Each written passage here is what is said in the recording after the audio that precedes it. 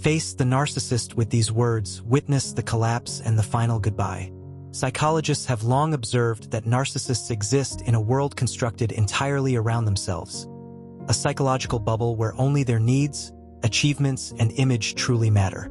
To them, life is not a shared human experience but a hierarchy, and they must always be perched at the top. Every conversation, every relationship, every glance from another person must confirm their perceived superiority. If you do not validate it willingly, they will provoke, manipulate, or guilt you until you do. As Dr. Ramani Durvasula often notes, narcissists cannot tolerate equality in relationships. They require constant dominance to feel alive. That's why something as innocent as praising someone else can ignite their fury. Complimenting another person in front of them is not merely a social faux pas. It's a psychological threat. It punctures their illusion of being the brightest star in the room. The narcissist will lash out, twist your words, and shame you until you retract the compliment. This isn't simple jealousy. It's existential panic. Their fragile ego cannot coexist with another person being admired. According to clinical psychologists, this reaction stems from a deeply rooted insecurity formed in childhood, when love was conditional and self-worth was never guaranteed. They crave admiration not as vanity, but as a substitute for the unconditional love they never received. If you've ever felt trapped in this psychological minefield, here's an important truth. You cannot heal them. You cannot reason them into empathy, but you can learn how to protect yourself and disarm their power over you. The key lies in understanding the triggers that shake the foundation of their illusion and learning to use them wisely from a place of awareness and safety. Before anything else, psychologists warn that these strategies are meant for toxic but nonviolent narcissists. Those who fall on the extreme end of the spectrum, especially those capable of rage or physical aggression, should never be confronted directly. In such cases, experts recommend a no-contact approach, prioritizing personal safety, and seeking support from professionals or trusted allies.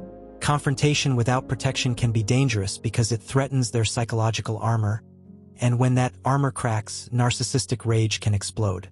But for those whose toxicity manifests through manipulation, control, or emotional abuse, one weapon is universally effective: radical honesty. The truth, pure and unfiltered, is the one force narcissists cannot tolerate. It's their kryptonite. In therapy, psychologists describe this as narcissistic exposure, when reality pierces their illusion of superiority. While ordinary people might feel discomfort or embarrassment when faced with the truth, narcissists experience it as a psychic wound. It dismantles their carefully crafted facade. The truth exposes the hollowness beneath their charm, the fear beneath their arrogance, and the shame they've spent their whole lives running from. I've lived in that world, the world of people who cannot survive a mirror held to their face. I've dated them, worked with them, even befriended them. And every time, one thing remained constant. My honesty made them unravel. Simply calling things as they were, without hostility, without embellishment, was enough to disturb them profoundly. Psychologists say this happens because truth has a frequency that resonates at a higher level than deceit. Lies require constant reinforcement, but truth stands firm, self-sustaining, needing no defense. When you speak truth in a narcissist's presence, it's like shining a light on a creature that thrives in darkness. Narcissists are hypersensitive to this light.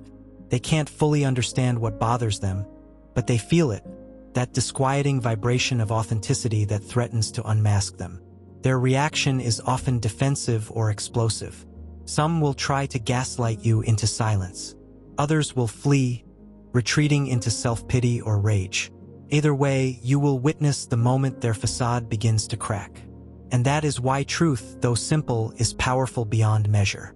Psychologists suggest that when confronting a narcissist with truth, the goal is not to win, it's to reclaim your power.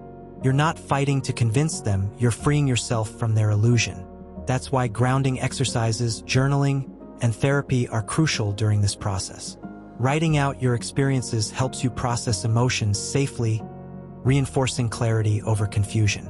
It shifts you from reacting emotionally to responding consciously, which disarms the narcissist's favorite weapon, emotional chaos. Remember this always: the narcissist's manipulation thrives on your self-doubt. But once you anchor yourself in truth, their control withers. They may rage, disappear, or smear your name, but their power dissolves the moment you refuse to play their game. The truth is sufficient. It always has been. And once you fully embrace it, you'll see that their chaos was never about you. It was about their desperate need to silence the truth you now embody. After truth comes silence, and with it, the kind of indifference that burns deeper than words ever could. Psychologists often describe indifference as the emotional kryptonite of the narcissist. To ignore them completely is to take away the oxygen they breathe. Attention. Narcissists survive through validation, positive or negative admiration or anger. It doesn't matter, as long as it centers them. But when you meet their chaos with calm apathy, their mind begins to splinter. They have spent their entire lives believing they are the gravitational center of every room, every relationship, every story. When you no longer orbit around them, their reality collapses. Clinical psychologists explain that narcissists view relationships not as emotional exchanges, but as psychological feeding grounds. They drain energy from others to stabilize their own fragile self-worth. So, when you detach, when you show them that their words, moods, and manipulations no longer move you, it's more than rejection. It's psychological starvation. Dr. Eleanor Greenberg, a psychologist who specializes in narcissistic personality disorder, describes this moment as the narcissistic injury, a wound to their false self so profound it triggers rage, confusion, or even panic. They cannot interpret your indifference because it violates their internal rulebook. I matter. You react. When you don't, you dismantle their illusion of control. That's the paradox. Narcissists treat others with disdain and contempt, yet crumble when they are treated with the same cold disregard. This double standard lies at the heart of their dysfunction. They can dish out emotional cruelty, but cannot tolerate emotional neutrality. Psychologists suggest that your indifference should not be performed with hostility, but with inner calm. You're not punishing them. You're reclaiming your peace. Techniques like mindfulness, emotional detachment exercises, and gray rocking, responding blandly and without emotion, help victims of narcissistic abuse neutralize the narcissist's power without escalating conflict. It's not revenge, it's recovery. But if indifference shakes them, rejection drowns them. The narcissist's entire identity depends on being chosen, admired, wanted, envied. To be dismissed is to face the terrifying void beneath their grandiosity. Psychologists explain that narcissists project a false self that appears invincible, but beneath it lies an abandoned child terrified of worthlessness. Rejection forces them to confront that hidden self, and the experience feels like annihilation. That's why they react with explosive rage or desperate manipulation. Love bombing, gaslighting, or guilt trips. Victims must understand, your rejection doesn't destroy them. It merely exposes the destruction already within them. Standing firm in that boundary, with empathy for yourself rather than pity for them, is an act of psychological freedom. And then comes exposure, perhaps the most devastating blow of all. Narcissists thrive in the shadows of confusion, where their charm and deceit can coexist without challenge. But shine a light on their behavior, and they disintegrate. Exposure doesn't require confrontation or cruelty. It simply requires clarity. As psychologists often note, clarity is lethal to manipulation. When you calmly respond to their provocation with simple, factual statements like, "This isn't my concern," or "That sounds personal. Perhaps you should keep it to yourself," you strip them of their power to distort reality. There's no argument to twist, no emotional fuel to exploit.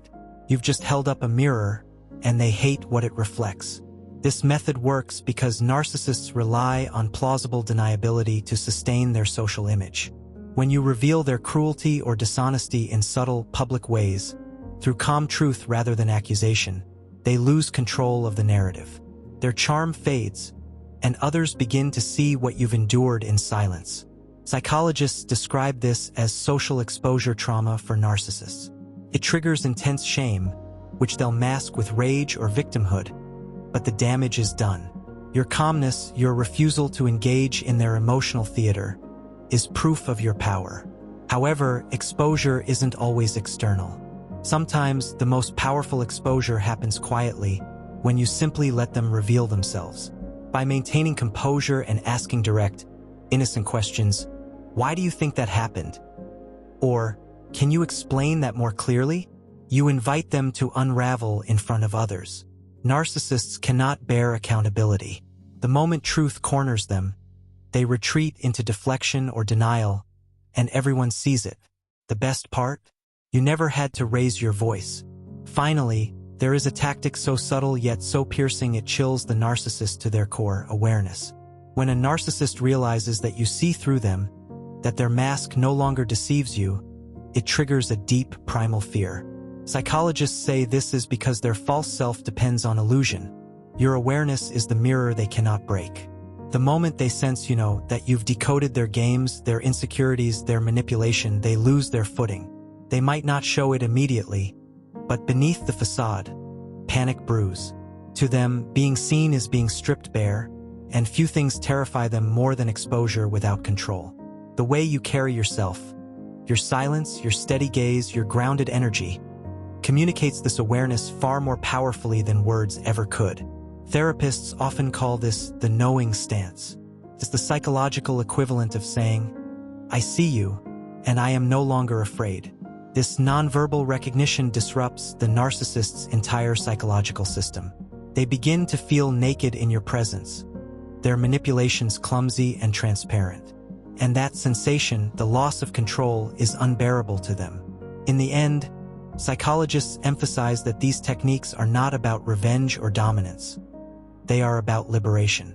When you detach, expose, and see through a narcissist, you are reclaiming the emotional energy they once fed on.